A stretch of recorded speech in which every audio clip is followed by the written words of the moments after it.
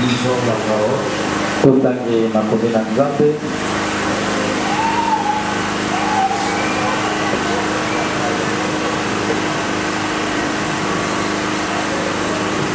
Proverbe chapitre 10, verset 6. Kanda na masese kapona ngo izoni na matalatala nango motoba.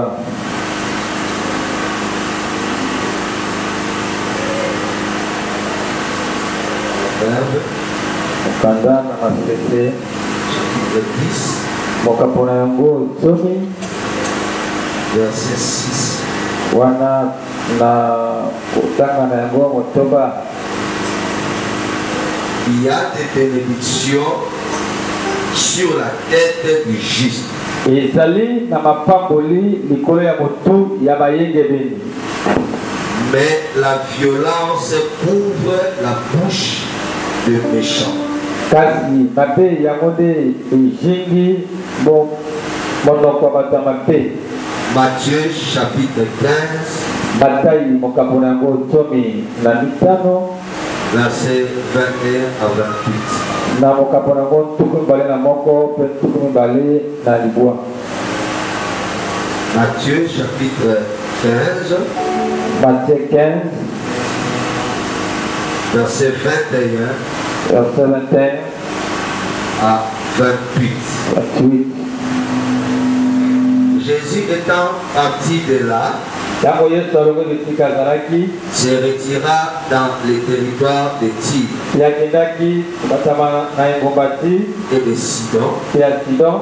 Et voici une femme cananéenne Tala mwasi mokananalia qui venait de se contrer lui cria: oyo awati ekutana na ye mpe agangi, aie pitié de moi, Seigneur, yongela ngai mawa nkolo, fils de David, ma fille est cruellement tourmentée par les démons. mwana na Daudi, mwana na ngai mwasi atungisami na bademona. Il ne lui répondit pas un mot. Yesu azongiselaki liloba te. Et ses disciples s'approchèrent de lui. Mpe bayekoli bapusani pene na ye. Il y avait insistance. Azalaki wapi na kokanga azotika te. Il dit: renvoie-la, Abi tobenga na ye car elle crie derrière nous. po ete azokanga nsima na biso. Il répondit: je n'ai été envoyé qu'aux brebis perdues de la maison d'Israël. Ayandoli ete ngai natindama kaka na bampate po bafunga nzela ya ndako ya Israela. Elle vint se prosterner devant lui en disant: Te aye kofukama liboso ya Yesu alobi, Seigneur, secours-moi. Nkolo sunga ngai. Il répondit: il n'est pas bien de prendre le pain des enfants et de les jeter aux petits chiens. Abeza malamu te kozwa mapa ya bana kobwangelango bana bambwa. Oui, Seigneur, dit-elle, Iyo nkolo elobi mwasi oyo. mais les petits chiens mangent les miettes qui tombent de la table de leur maître. Me bana ya mbwa baliaka atako mikuwa oyo ekweyaka na mesa ya mokonzi na ye. Alors Jésus lui dit: Na boye Yesu ayebisi ye, femme, ta foi est grande. kende kondima na yo eza kabambi. Non, femme, hein? Mwasi, Ta foi est grande. kondima na yo eza monene. Il te soit fait comme tu le veux. Esalemela yo lolenge olingi. Et à l'heure même, sa fille fit guérir. Kaka na ngonga wana mwana na mwasi abikisamaki. Hébreux chapitre 11, verset 6. Hébreux 11, 6.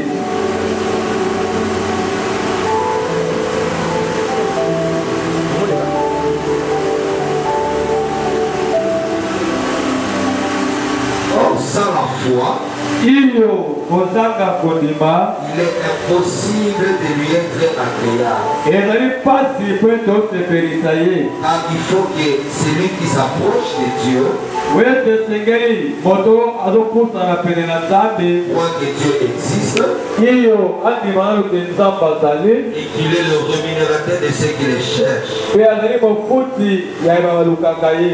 Et Dieu donne l'onction à sa parole. Ya bapesa ye pakwa likolo ya maloba na ye. Otelema Pendant qu'ils sont debout, nous avons les yeux fermés. kanga miso na yo ya kotelema. Adonai, nous te disons merci. Adonai topesi yo matondi. Nous te recommandons ce moment entre tes saintes mains. Yawe ngonga oyo tokondi na maboko na yo. Parle-nous, Lobela biso console nos cœurs. ondisa mitema na biso. Tu Tu as envoyé ta parole et ta parole a guéri. Ce matin, nous venons avec nos problèmes. Nous venons avec nos questions. Nous espérons en toi. Nous espérons sortir de cet endroit consolé, béni, assisté.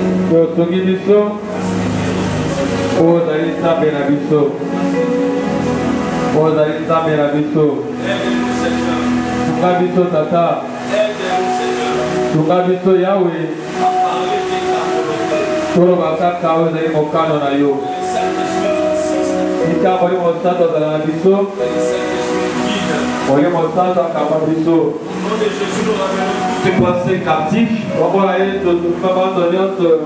à l'obéissance de Christ. Donne gloire à ton nom. Au nom de Jésus.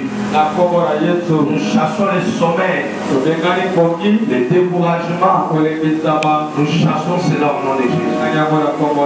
Et nous demandons ta main. Au nom de Jésus. Amen. Amen. Acclamons la parole. De la bénédiction. Dis à ton voisin les secrets de la bénédiction. Fais l'effort, même si tu as pris les cours, parle ça en français. Dis à ton voisin les secrets de la bénédiction. Les secrets de la bénédiction. Maintenant, fais l'effort, salue-les. Dis-lui la bénédiction a des secrets. La bénédiction a des secrets. C'est aussi une occasion de saluer ton voisin. Et de lui souhaiter bon dimanche. Alléluia. Amen. L'église mon a fallu. Hein? Voilà Philadelphie.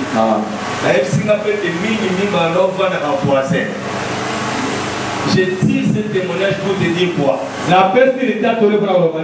Tu ne sais pas ce que ton voisin deviendra demain. Dans la vie, fais un effort d'être en paix avec tout le monde. Évite d'être rancunier. Alléluia. Amen. Donc, vous avez ma voisine là-bas. Amen. On va faire shalom frère. Shalom. Shalom frère. Ah. Je suis sûr que personne entre les deux là. Nul ne savait que l'un sera président. Je suis sûr que s'ils avaient gardé de bonnes relations. En tout cas, moi, pose le nom des choses de Noza. C'est lui qui est à côté de toi là. C'est une porte pour ton avenir. C'est une porte pour ton avenir. N'ayez pas l'habitude de regarder les gens avec des dénigments. Non. Considérez les gens. Que Dieu vous bénisse. Le secret de la bénédiction. Pourquoi je vais prêcher cela?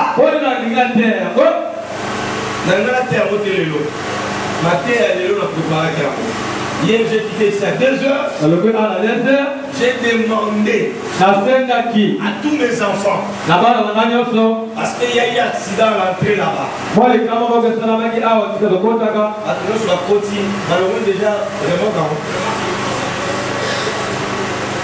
Quand nous avons dit l'église, c'était déjà 2h. La sortie, voilà, nous nous parlons maintenant, il y a ma salle. Et où tu côté? À Vivali. Mango Wapo. Parce qu'il y a 2 personnes. Merci la vie.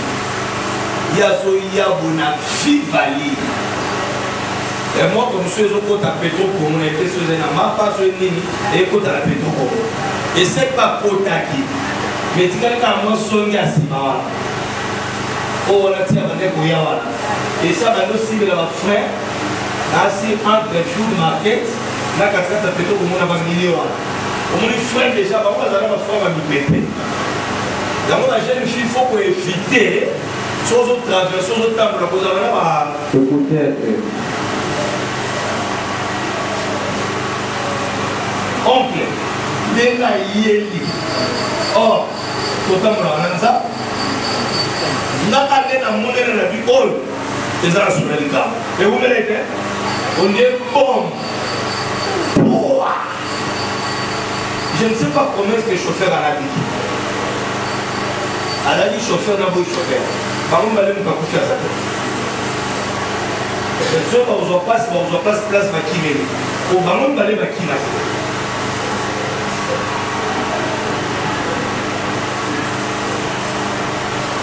Dans la boutique, il y a un seul vélo qui me coûtait 20 à 30 $. La boutique, moi, j'ai un peu. Il y a un seul vélo pour compléter les locaux. J'ai appelé. En tout cas, moi, quand je suis venu ça, ça me fait comme la RDC. Vraiment, il faut comme la RDC. Amen. Je préparé ma thé à Oyo par rapport à ma cambo, na monikuna. La nature, c'est un enseignement. Donc, il est devenu thé. Papa, tant accident de salami. Tous à 2 heures du matin, pas de si malade. Ça me met grave.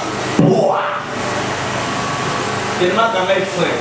Avec ce qu'on a poids, nous qui sommes là, à ce moment où nous sommes sur la pouvoir, il y a un peu de choses comme un séparateur. En matière, on va dire que l'on a simi tout parce que nous avons somme bon la pouvoir. Ce qu'on va gérer par ça. Ce qui m'a étonné, et l'autre Kamosiga, ce qui me pousse à prêcher, il n'y a pas d'ignorer voler. Il voit les avantages voler. Ce qui m'a étonné, c'est quoi? et l'autre Kamosiga, maman a 2 heures wana, Bima Rona Nazan.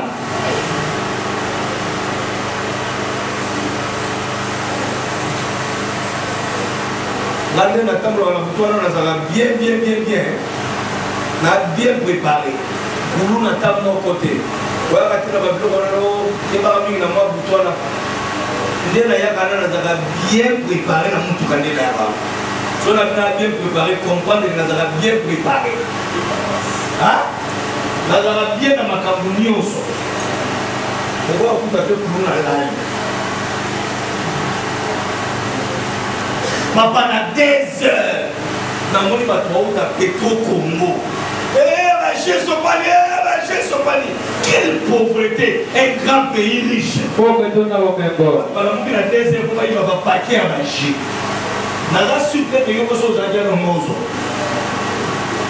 À cause de l'assemblée, les gens vont construire ça avec un patriote là à ta côté.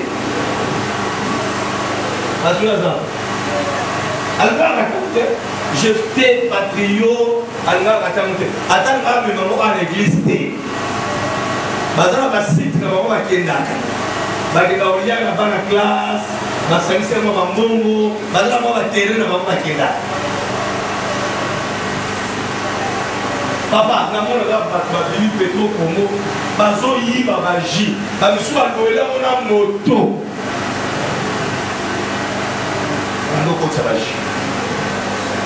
Esuka na Petro Congo, tina njili ba bimi. Bali koya kolokota baji wa ami tukana bapesi ba policier za bien ndenge tamona mutu eza bien mboka eza na pasi na ba policier tabaika wa ya matawa ba civil ba kimi nzambe fo pa mbola mboka na biso ba policier pe ba kina mituka na bango wana ba yangi pe na ba moto na bango ba 3 pine tanga ba panzani bango pe ba policier ba tonisi ba moto na bango ba longoli ba batterie ba oteka ba jus sur place ba oteka ba batterie sur place ba oteka biloko ba zana sur place baza kina mwambo mbuka munene mais l'eau la suma na boutique wana et on a nécessité entre $22. C'est quelque chose que je cherchais pour ma forêt. Forêt Zangalana, tout ça, la mamelle. Alors on a peut-être vraiment un mot boutique là, il fallait la jouer l'eau pour le moins chargeur. Mais na vandi na autant de événements, ba civil ba kimi pour la civilité, ba civil ba kimi ngambo na tika li place wana embouteillage ba na désert wana. Pour ngambo ane kangizila, na ite so ba longo yango. Ngambo ane kangizila, remorque pe ngambo kangizila. Alors ba twa ba aéroport, ba ko le susté, ba twa qui ne peut pas aéroport, ba ko qui est susté. Ce ko ba mi tout kamine do le kana butu wana. So il y a ti ba ji ba kano ba ni ba bakanoa nazomona nde bapolisier bazolokota baji bapolisier ya mboka na ngai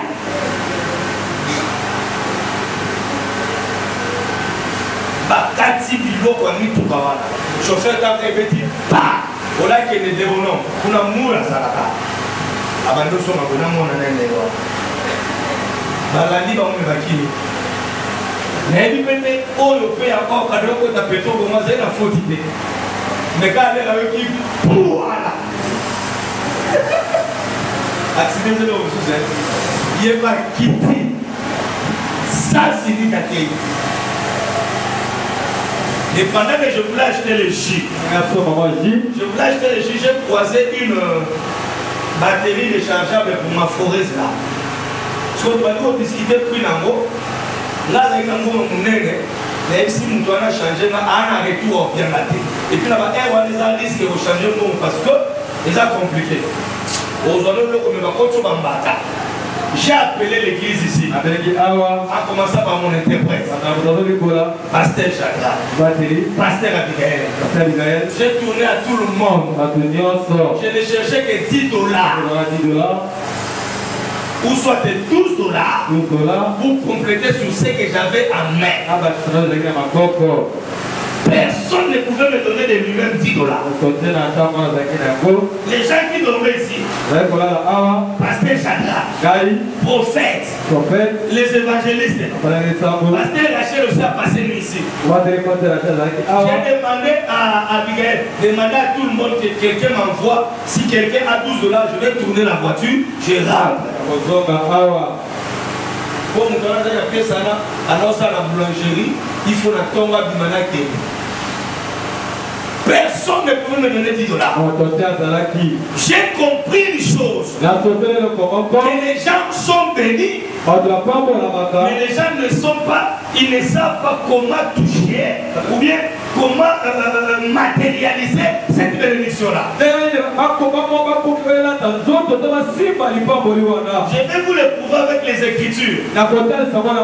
Que tel que tu es là, le fait de ne pas avoir l'argent ne signifie pas que tu n'es pas béni. Frère, tu es béni. Mais le problème c'est quoi?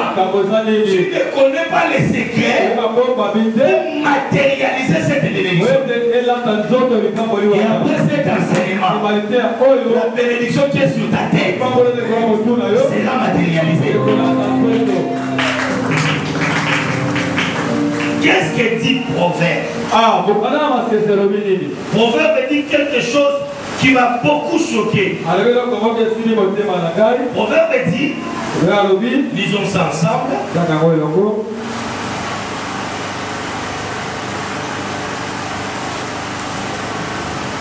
Il y a des bénédictions sur la tête des justes. Mais les violents, mais la violence couvre la bouche des méchants. Nous sommes en présence de deux personnes. Un violent et un juste. Le proverbe dit, si la tête est des justes, il y a des bénédictions sur le pluriel. Il y a des bénédictions. Je ne prêche pas les païens. Tel que tu es là, tu es juste. On n'est pas juste par rapport à ce que nous faisons. On est juste parce que Jésus est mort à la croix pour nous. Et il nous a justifiés. Pas que ça n'a retour à Baflo.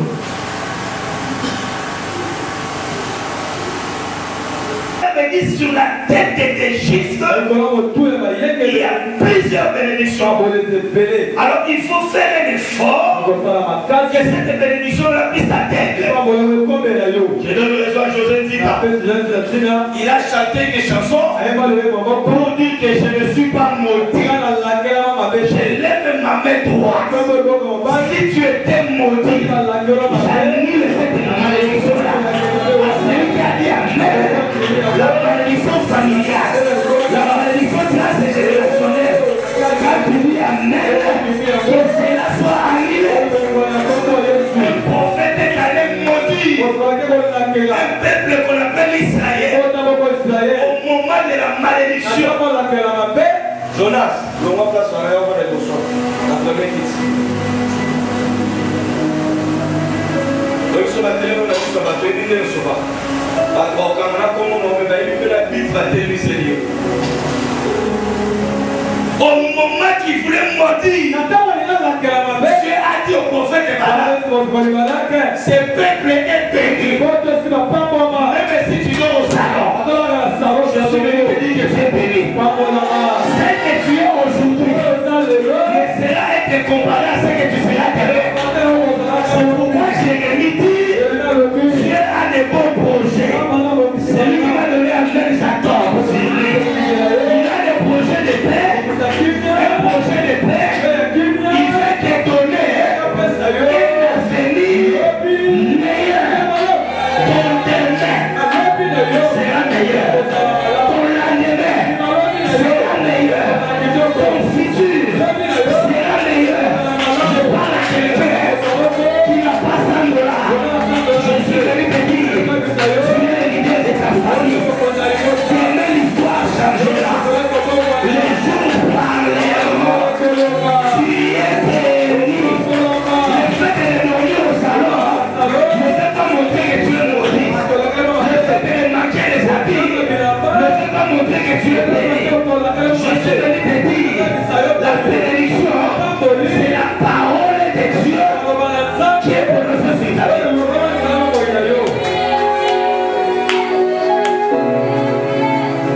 Mais pourquoi les gens ne voient pas ça? C'est que tu es béni, mais c'est un secret pour toi. Moi je ne sais pas utiliser iPhone bien. Moi je ne sais pas utiliser ça bien. Beaucoup de choses je ne connais pas. Mais c'est un téléphone. Et ça, allô. Il y a mon nez. Mais je ne sais pas utiliser ça. Mais c'est lui qui connaît utiliser iPhone. Il aura la facilité de naviguer sur iPhone. Donc quelqu'un va voir le téléphone. Cher qu'il est. Un iPhone XR. X6 et 13. 14. 16. 18. 22. Même si ça coûte cher. Mais si tu ne connais pas utiliser ça, ce téléphone-là pour toi c'est comme un jour. C'est de la même manière avec la bénédiction. Proverbe dit, sur ma tête, j'ai des bénédictions. Sur ma tête, j'ai la guérison. Sur ma tête, j'ai le mariage. Sur ma tête, j'ai des bénédictions. Dans la bouche du méchant, ça ne sont que des méchancetés. Mais moi qui est juste, tu es juste. Tu as juste été pour le mystère. Amen.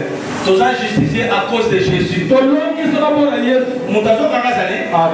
C'est lui qui a pris ta place. Si tu reçois Jésus comme ton Seigneur, ton sauveur, tu deviens juste.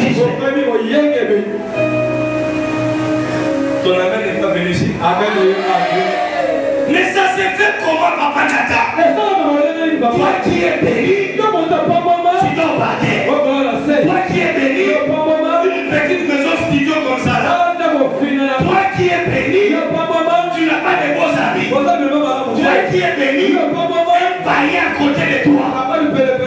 Un iPhone. Mais toi, même le col, tu n'en as pas. Et la Bible dit, sur la tête des justes,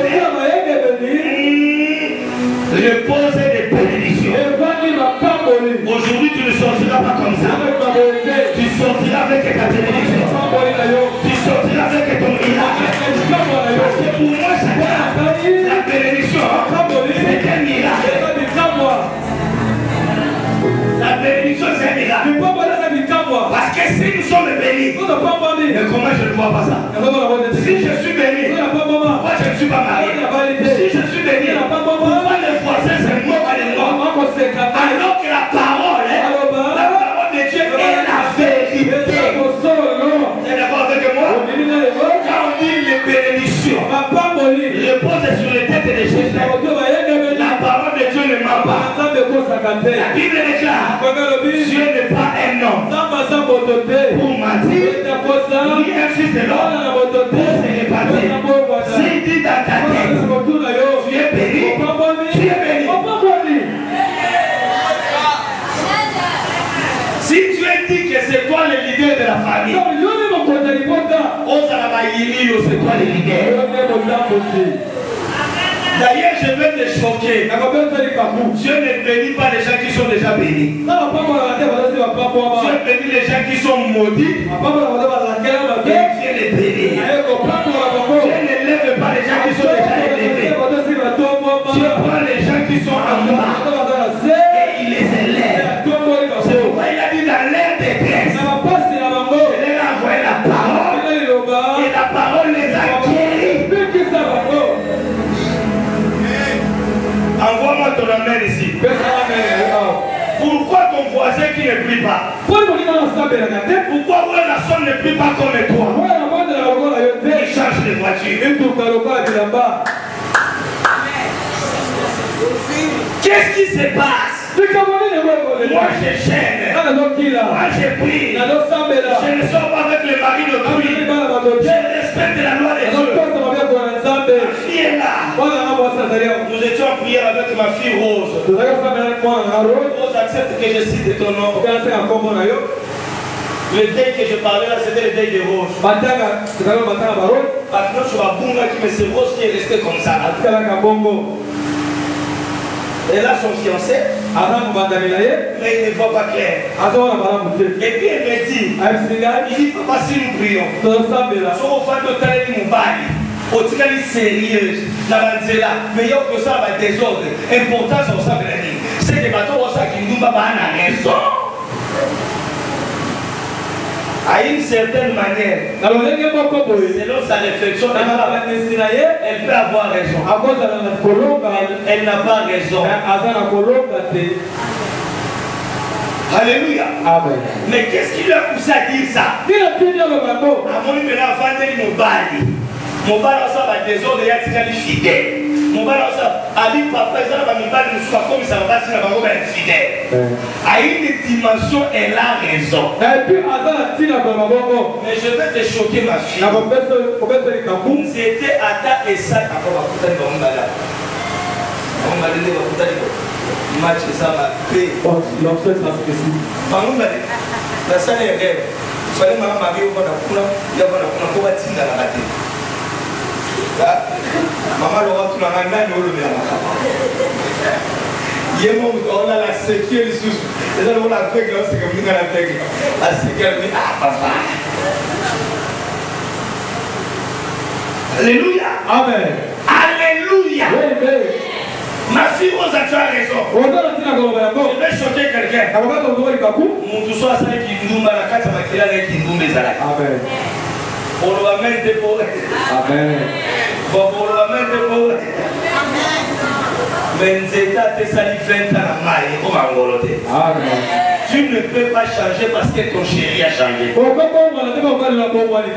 peux pas changer parce que lui a commencé à changer. Tu ne peux pas tromper ton chéri parce que lui a commencé à te tromper. Moi, Nanzambe, il dira comme David. Il dira comme Job. Il dit je sais que mort et la paix. Il se lèvera l'éternel. Même la manana va coller moi. Je le chercherai. Je ne trouverai pas. Il dira comme David.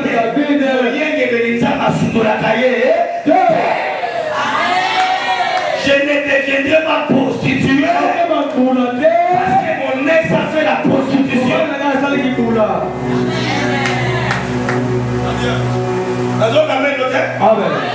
Papa nazala na bien na koma ndumba po mobali mobimba mopulu.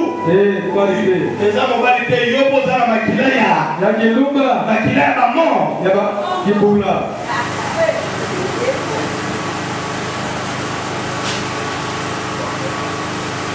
Est-ce que la beauté est la beauté? On continue la matière. Mais papa, moi je prie. Moi je crains Dieu. Le ciel est fermé. Qu'est-ce qui ne va pas? C'est que la bénédiction a des secrets.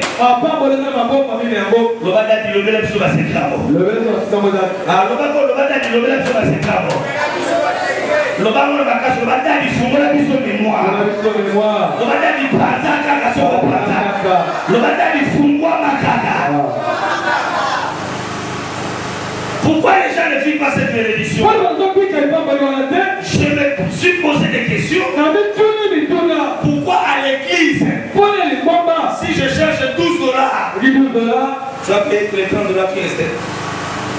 Pourquoi faire ça à la salle? Ça va faire 1 mois et demi. $30. Ce n'est pas le prix des loyers de sa maison. Ce n'est pas le prix de ce qu'il mange. Mais comment il ne sait pas payer ça? Dans sa bouche il dira tout est bloqué. Rien ne marche. Aujourd'hui je vais donner quelques clés de la bénédiction. Alléluia. Amen. Parce que le monde entier attend de voir la révélation des fils de l'homme en nous. Il faut pas quand on a quartier la vie, on va comme au là grâce à ce qu'ils feront en toi. Je lève ma main droite.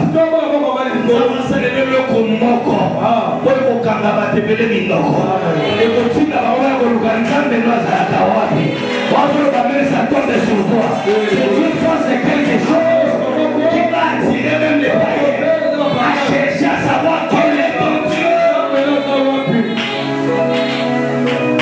Les gens doivent voir cette bénédiction-là. Oncle, si je n'avais pas la voiture, je peux signer des certaines choses en là. Ça va risquer. Si je rentre comme ça là, c'est parce que j'ai une voiture. Je ne suis pas le seul. Le projet qui sera véhiculé, ça sera toi. La prochaine personne, ça sera toi. On ne dit pas toujours la même technique, il manque quelque chose. Il y a toujours quelque chose qui manque pour que le ciel soit ouvert. Il y a plusieurs clés. Aujourd'hui, je vais donner 2. Tu es un coquin à pesca encore. Je vais donner 2 clés qui fera en sorte que la bénédiction qui est sur sa tête, que tu puisses toucher cela. Je vais te montrer comment est-ce que j'ai changé de véhicule et de véhicule.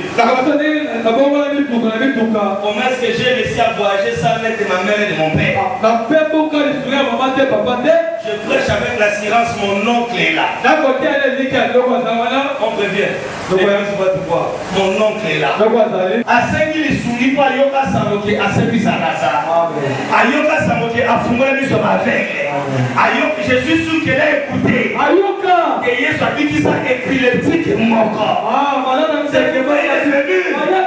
Quand la fouka, il est sous mangala. Il y a la vina. Moussala Zamba solo. Attends, on peut s'accueillir. Sora Sekela le vélo que l'on fait l'hôpital. Il ne faut pas prendre la kitoko. Il ne faut pas prendre la poche. Ma partenaire va pas diriger pasteur. Il y a des gens qui ont côté.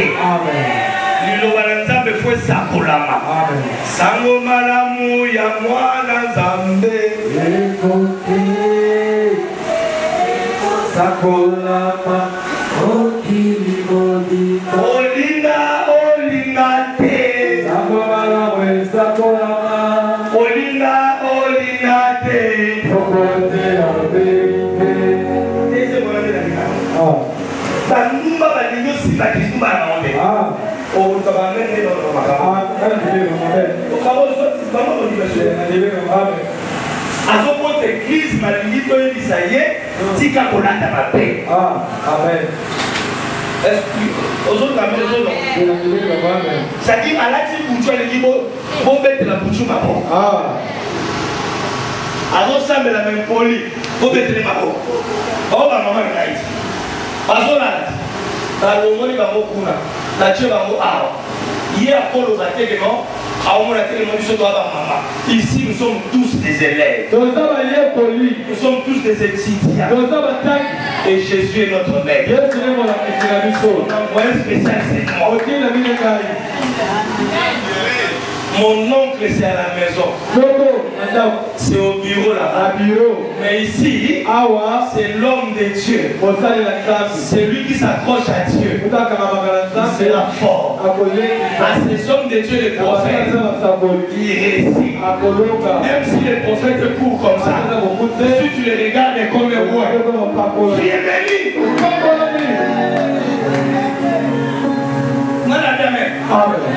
Il dit mon fils est malade. C'est couré. Alors lui, la nourriture des chiens. On ne donne pas ça. Et tu ne l'as pas passé. Le voyez sous ma main au point. Ne Sarah et Sarah ont pris la quartier. Ah, vous voyez la guette. Vous voyez la guette. La nourriture des enfants. On ne donne pas ça aux petits chiens. C'est-à-dire la fille, moi, c'est là, il y a des mois. C'est comme moi, nous, on sait que il y a des petits chiens. Dans le lait, la mission, c'est une insulte. Et Bélé Bazalia, si on veut qu'il y ait une fois, aïe à rater, à couper ta belle barre. Et Bélé Bazalia, si on s'en est reproche, mon collègue n'a pas pu supprimer. Et la femme là, moi le mauvais langage de Jésus. Il dit même le petit chien bénéficie des miettes qui tombent sous la table. À c'est la vie de leur maître. C'est toi le maître. Moi je suis la chienne. Ma fille qui est malade, c'est la petite chienne. Mais même elle est là, la chienne. Elle peut bénéficier des choses qui tombent de la part. Écoutez la réponse de Jésus. Il dit ta foi est grande. Attends, la tête, il faut comprendre. Jésus n'était pas venu pour nous. Il a dit ça clairement. La Bible dit, il est venu chez les siens. Les siens l'ont tourné le dos. Les siens l'ont refusé. À tous celui qui croit en son nom, il lui a donné le pouvoir, les privilèges de devenir un enfant de Dieu. On devient enfant de Dieu.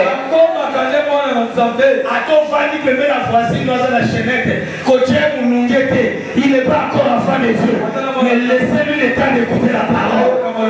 Quand la parole va entrer, la parole va entrer, la parole va transformer sa vie.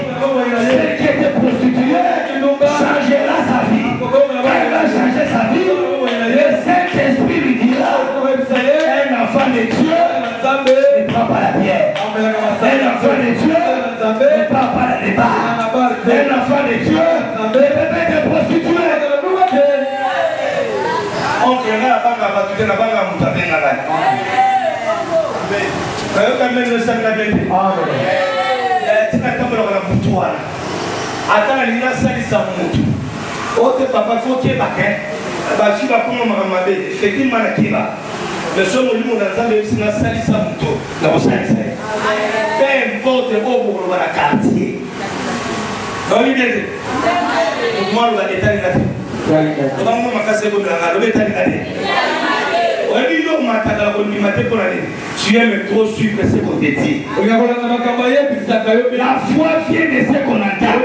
le diable veut tuer ta foi, il va utiliser les gens qui vont te parler des paroles, qui vont briser ta foi. Mais regarde cette femme. Jésus répond clairement, je ne suis pas venu pour vous. Parce que c'était une cananéenne. Il dit, je suis venu pour les brebis égarées d'Israël. La femme l'a dit, même les petits chiens bénéficient. Elle n'était pas prévue.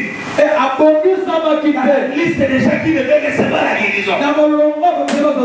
À cause de sa foi. J'aimerais que nous lisons cela. J'aimerais que nous puissions lire cela. Si c'était toi,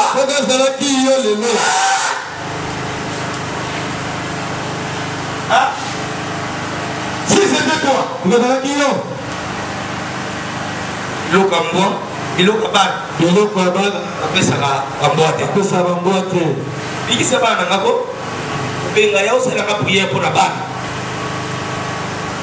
prophète pour la binoté, prophète pour la chadra.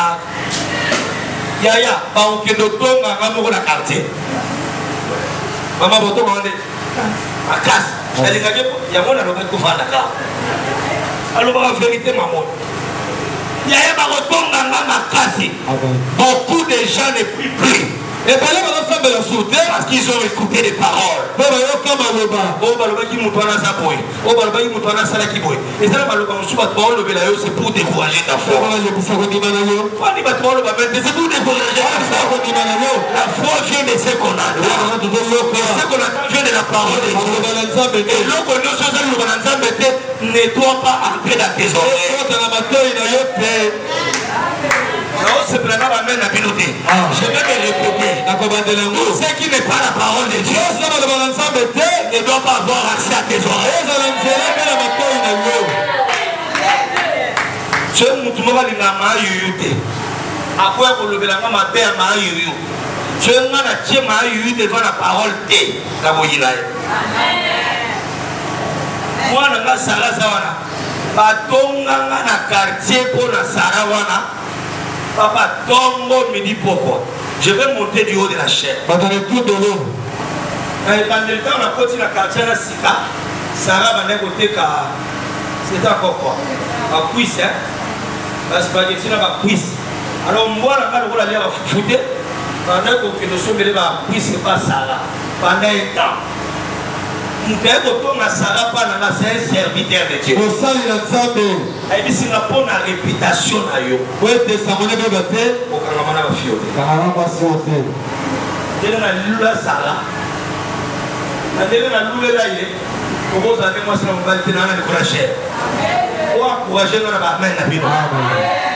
Ni na ndoto, ni na molimo, ni même na moto. On va amener na yo ka opi. Motema na ngaka na ye etutana. Mais na ki mwasi na mobali te. Oyebi ke na Kinshasa bali na pe ba relation bongo te. Amen. Olienga na yaka. Sarah a la considération pour les hommes de Dieu. Il veut bien. Si vous y avez fois par l'heure, on la moi dans la biloko. En plus, on dit que la moi dans la biloko. À quoi vous rendre un service. Au Sumanga Misala. À la salle à soirée au Sumangai. Avant que les noyaux fouillent le porte. Pour frapper à la porte. Donc, nous sommes dans les bandes à notre solo. Ça va pas me hein. Ça va. Tout ça, il y a des salades sur la vie. Ça va pas me je lui ai dit que la vie, ça la calme. On va ça t'a mon bon coup. On se regarde, on va ça mon bon coup. Pour le pédale qui vient donner. Pour le maquiner. Yaya, attends, moi, ça moutou. Basi nous sommes qui les bases à basi nae. La nente tenga robonga libende. Attends, au kabelanga bangonyoso. Yaya, les goûts et les couleurs ne se discutent pas. Choix n'a pas mon bien. Moi, sinon, on va la phase à la pique qui met. Et puis, phase à la note. On est découragé, même Dieu c'est si. Nous sommes habités dans la terre aussi, dans la terre qui est. Comment la tête est la terre?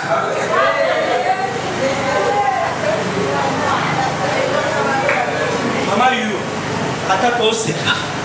Sarah za mwana na yo, elle soit belle. Apa mama. Na benga belle bise kala musala nzambe.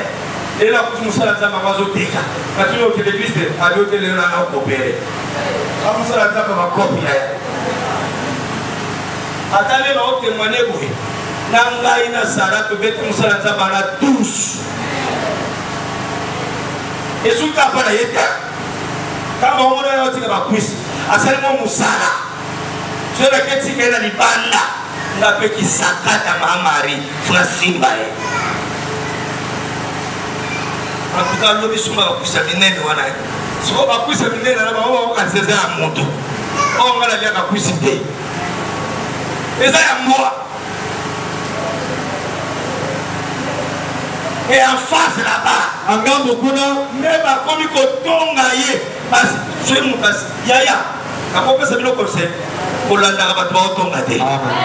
Papa, maman, la femme, elle est pas qui est là. Il y a ce va tomber autour de ça, beaucoup de fois. Beaucoup de fois, on a dit bébé. Bon, on a salé dans mon métasse à Kébaché. La robe est là, la tissée. La rouge à lèvres, on va s'y miéter. Mon corps va tomber, ça a couffé.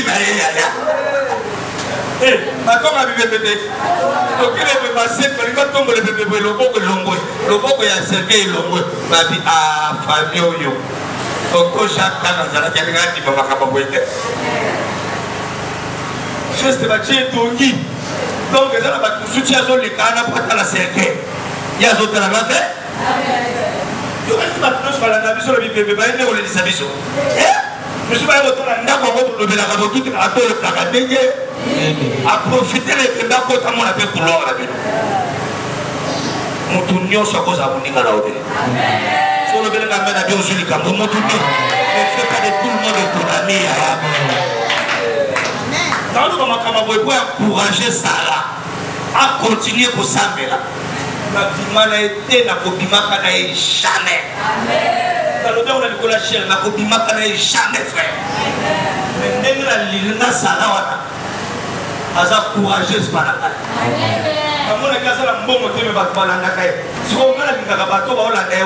Il y a comme évangéliste là-bas. Raté l'anga bango. Si vous avez fait des choses, vous avez été. Nangambu bamoni sala yake ya pesi mukongo batindele na mwana mumba na mali ko utiliser wala abo msanga mutuka batindele kai abiye bisai base bele basa aura quartier ya munika la sala awala na pembe ebi mnoko sala te azala mnoko na kwa besuka ozolo ba mente pwani amen de pona mnoko bana ngeso mnoko na kwa ngesa nini suka ka que mon Dieu bénisse que mon Dieu bénisse basi bazala ba mo benawa bado tani la moni so wana za meli ko wana mbala za kikuna ni wakawena kasho sikoyo azape la prison atikala les séries atikala kimia ya moi c'est pour nous. Ok. Je peux dire mon macabre. C'est la chose qui peut briser les lois de Dieu. Cette femme-là a brisé la loi de Dieu. Car cette bénédiction-là de la guérison ne lui était pas adressée.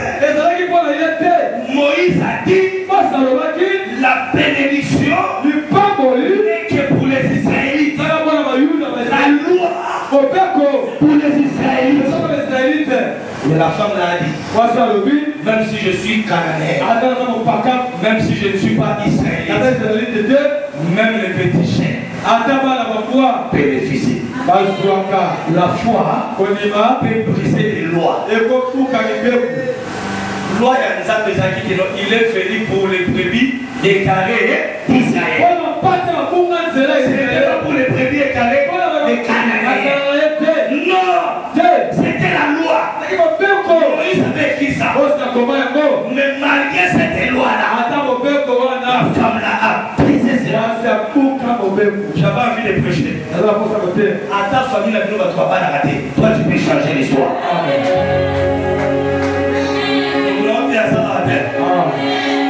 chaque famille, il y a des lois. Si la loi de Dieu peut changer,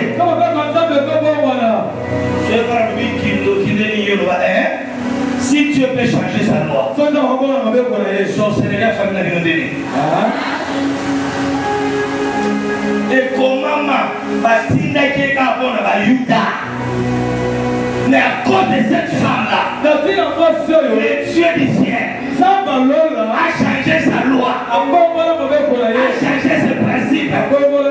Oui, c'est vrai, je suis venu pour les Israéliens, mais à cause de ta foi, je change. Ton enfant peut guérir, tu peux voyager, tu peux progresser. J'ai marché, je n'ai pas trouvé aussi grande foi que ta foi. Alors à cause de ta foi, que ton enfant soit guéri. Je sais qu'il a fait la loi, mais je suis venu seulement pour les Israélites. Mais à cause de ta foi, je change.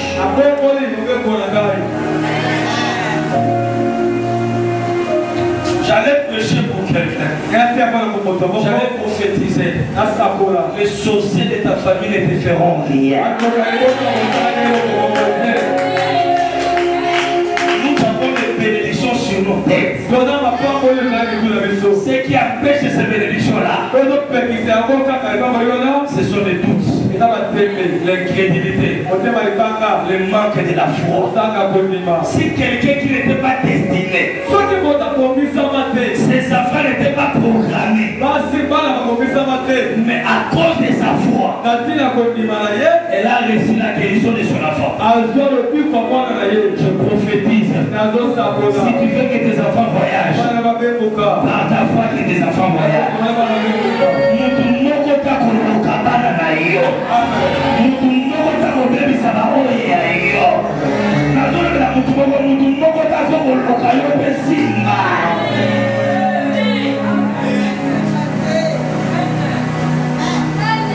La clé qui a donné à cette femme cette bénédiction, c'était sa foi. J'ai dit numéro 2, la foi brise les lois.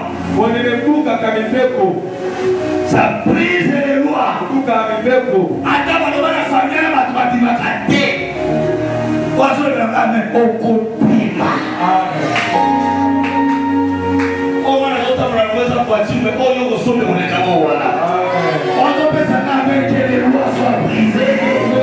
N'ayez jamais peur des sorciers.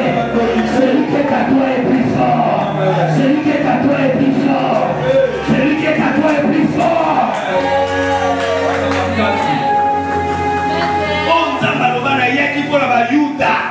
Lui-même Dieu a changé cette loi-là. Qu'est-ce qu'il ne peut pas faire avec toi? Moi j'ai voyagé par la foi. J'ai des voitures par la foi. Même quand j'ai tombé au salon, je disais un jour, nous allons au salon. Même quand j'étais permanent, je disais à mes amis, un jour, nous allons au salon. Mon fils est déjà connu. Nous étions nombreux, nous étions 6 serviteurs.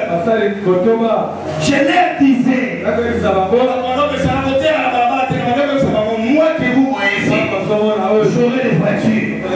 Un jour, j'interprétais mon pasteur comme le pasteur Chakra, avec les clés ici. Et pendant que j'interprétais, quand lui sautait, moi aussi je sautais. Comme je sautais là, les clés faisaient crac.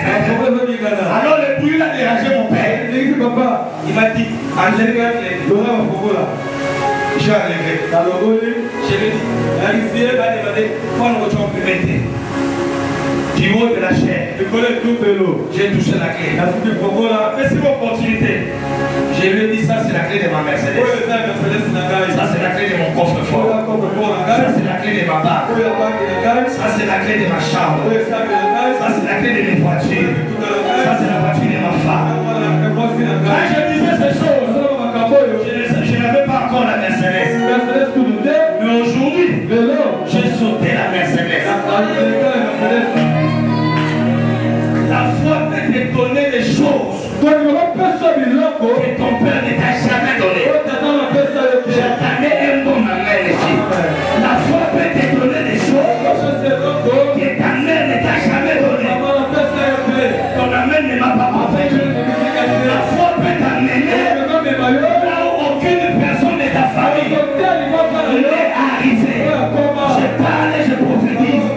Celui qui veut le Canada, je te libère.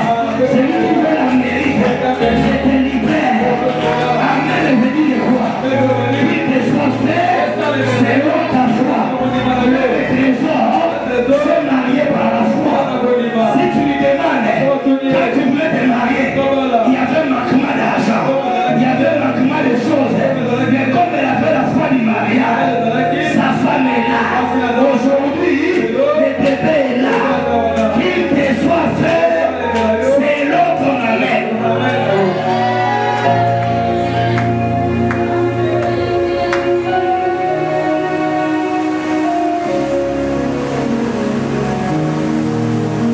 L'exemple de cette femme-là qui avait la peur de sang.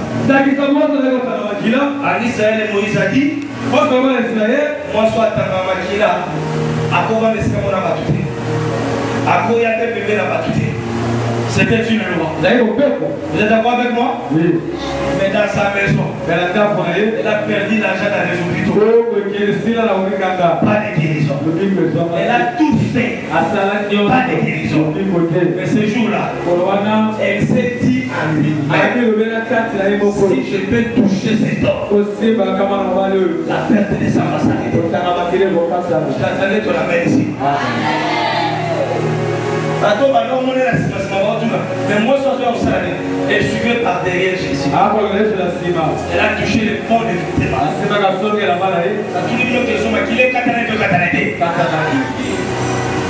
Est-ce que Jésus lui a imposé la main? Est-ce que Jésus a prié pour lui? La foi. Quand tu as la foi, tu vas commencer à parler. Je vais pas tout le monde les amateurs de l'eau aux spaghettis.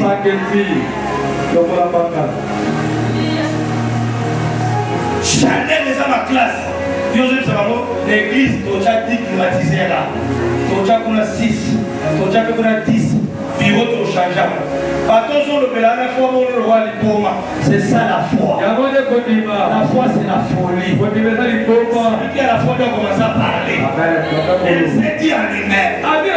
Si je peux toucher cet homme, je serai guéri. C'est dans le futur.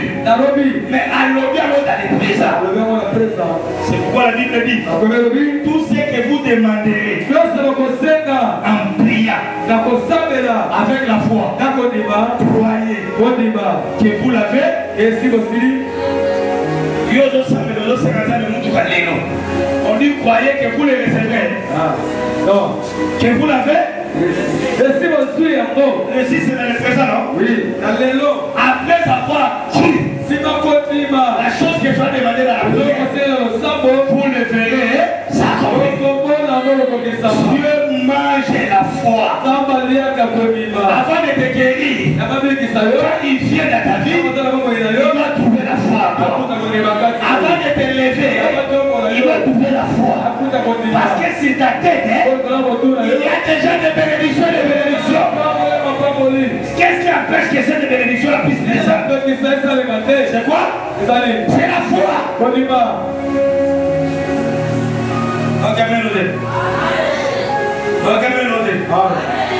La femme là, elle a touché. Les sas de la loi à Moïse est boucalée. Maintenant, le moment est là. Qui nous ta famille a vu le côté de ta tante au salon. La colonne à l'eau va y aller. Papa n'a pas été au combat là. Et puis il a dit au point de l'homme dans changer l'ambassade. On a côté de la malheureuse la lobby. À Koufa avant les 31 décembre. Tu es déjà béni. Est-ce que pas moi? Au moins que moi je suis la guérison là. Mais ce qui manquait c'est quoi? C'était seulement la foi. Il y a ça guéri, non, que même ça va à l'hôpital. Mais le jour qu'elle a décidé d'aller, troisième principe, si tu as la foi, c'est dans ton cœur. Tu dois parler dans ta bouche. Après avoir parlé, il faut faire un mouvement.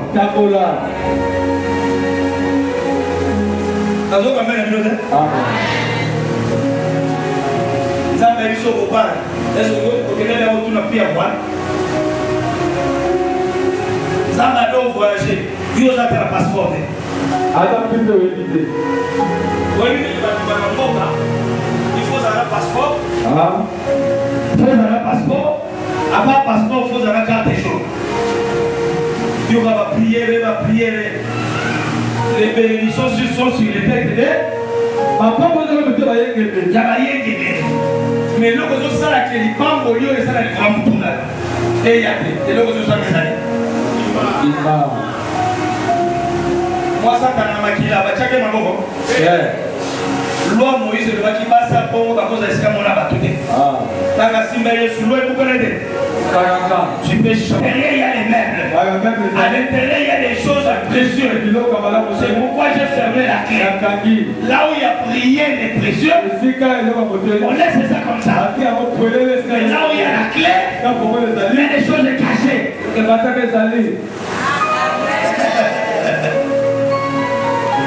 La Bible, c'est un livre de codes. Si ta foi peut contourner la loi de Dieu. Je disais si la foi peut contourner la loi de Dieu. À combien plus forte raison, la foi peut changer les lois établies de ta famille.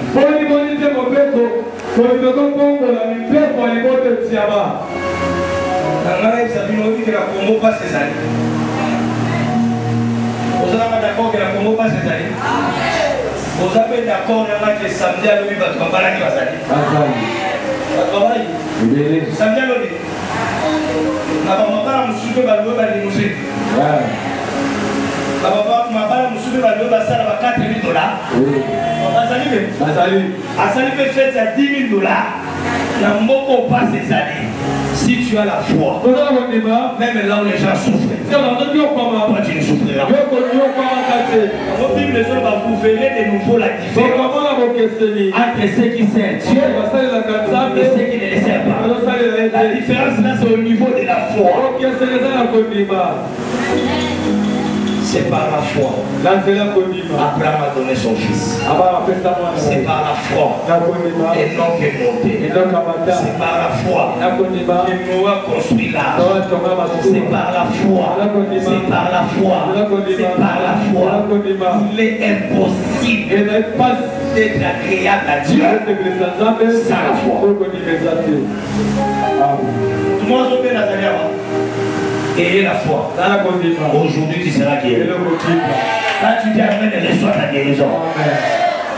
Les pasteurs, ce n'est pas nous qui guérissons. C'est Jésus. Mon moyen est ta foi. Je vais arrêter ici. À tout le monde soit bien caractérisé à Jésus. Ta foi t'a sauvé. Ta foi t'a sauvé. Ta foi t'a sauvé. Vous comprenez que la foi c'est la clé qui te donne même la guérison. Même les enfants. Ça peut même briser les lois de la famille.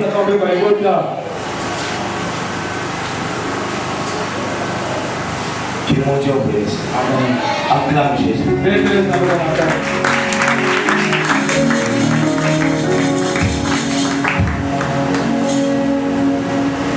Cinquième point, comme définition, la foi c'est croire que Dieu est l'agent payeur, le rémunérateur de tous ceux qui les cherchent.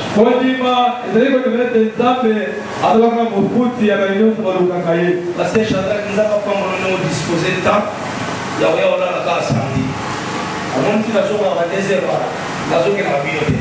Elle dit que chaque aide a son salaire pour l'anzado. Salaire ma maison. N'est pas libanais va ça comme un air supplémentaire. On a besoin de laisser nous avons un air supplémentaire. Salaire ma maison. On a pas foutu à l'oral libanais. Nous avons besoin d'exceller une heure dans le salaire. La parole dit vous me servez. Vous partirez. Moi l'éternel. Je vous bénirai. Je vous guérirai de toutes sortes. On pose à l'ensemble des amis qui sont en bas. Okosala nzambe nzambe makambo libana na yo. Okosala nzambe nzambe alongolo ana moko atinde na moko ala. Amen. Auta point noir na zone, auta brazil na point noir. Vous voyez les nzambe.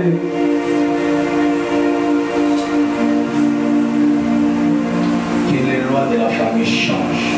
Et Dieu comme apôtre et bon voilà. Aujourd'hui, tu as utilisé la loi. Pour les empêcher de avancer.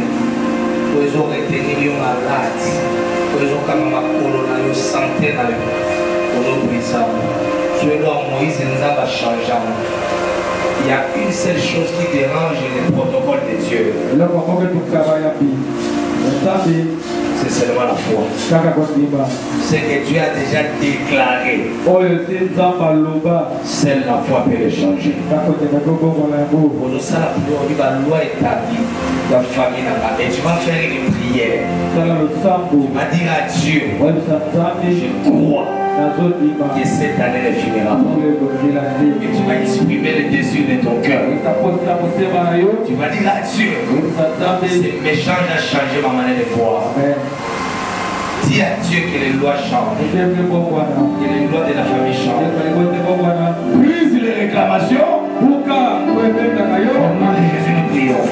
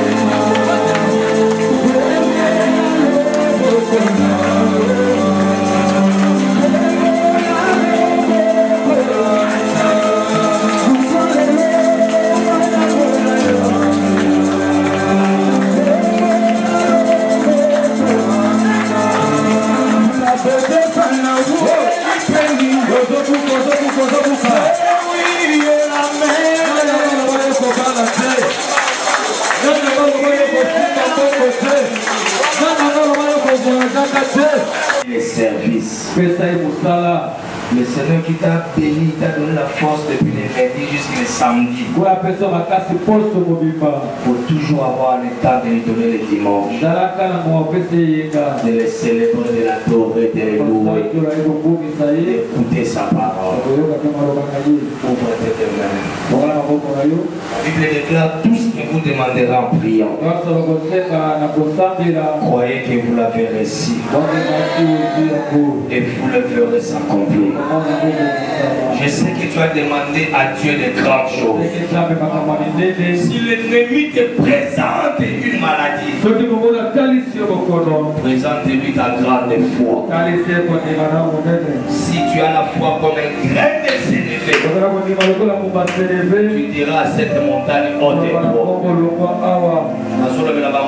La difficulté, problème, l'attaque qui na amen aux autres et cannabisaka et kenelisaka waki malade aux autres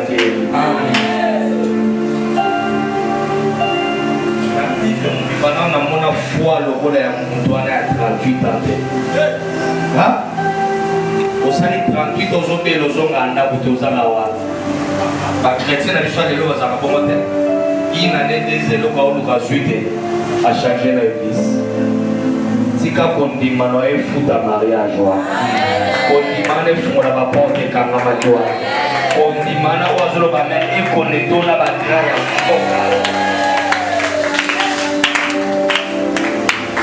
On dit maintenant il changer la loi de la famille. Oh papa ça a été au salaire. Place maman comme a été au corps. Témoignage à famille.